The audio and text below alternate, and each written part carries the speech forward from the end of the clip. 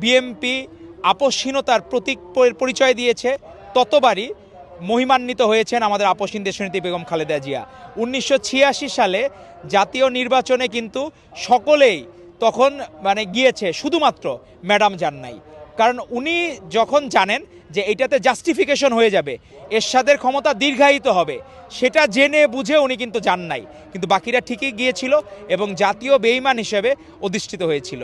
তো আজকে ম্যাডামের জন্য এত মানুষের আবেগ ভালোবাসা, আজকে চতুর্থ দিন আপনি দেখেন মানুষের যে ঢল। আমি দেখলাম যে এমনও মানুষ আসছে যার বয়স 100 ঊর্ধ্ব, এমনও শিশু আসছে যে শুধু খালেদা জিয়ার এই ভিডিওগুলো গত কয়েকদিন ধরে দেখছে, যেগুলো ফ্যাসিস্ট হাসিনার সময় তারা দেখতে পারে নাই। এই ভিডিওগুলো দেখে তার মনে হয়েছে যে একজন বলল আমি খালেদা জিয়া হতে চাই।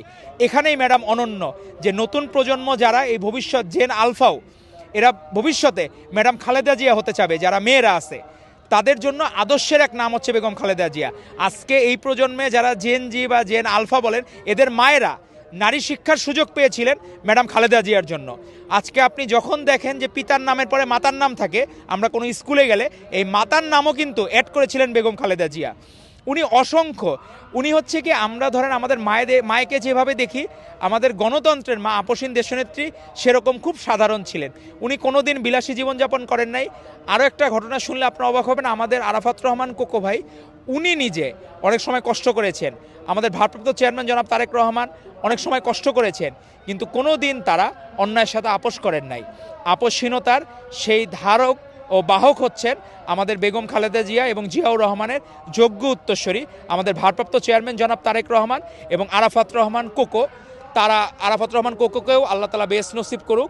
ওনারা ঠিকই জিয়াউর রহমান ও বেগম খালেদা জিয়ার আদর্শ ধরে রেখে, তার ডিগনিটি বজায় রেখে তারা কোনো দিন অন্যায়ের সাথে আপোষ করেন নাই।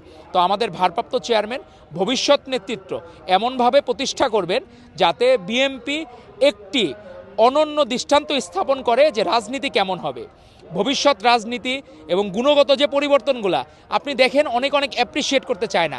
ভাইয়ার 1 মিনিট 1 সেকেন্ডের বক্তব্য অ্যাক্টিং চেয়ারম্যান তারেক রহমানের, সেই বক্তব্যে উনি একবারও কোনো বিশেষণে ম্যাডামকে বিশেষায়িত করেন নাই, যেখানে সকল বিশেষণে তাকে বিশেষায়িত করা যায় ভালো বিশেষণগুলাতে।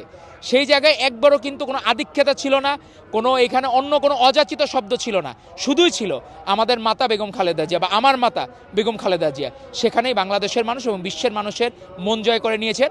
আমরা আমাদের ভবিষ্যৎ রাষ্ট্রনায়ককে ইনশাল্লাহ বেগম খালেদা জিয়ার রূপেই দেখতে পাবো ইনশাল্লাহ।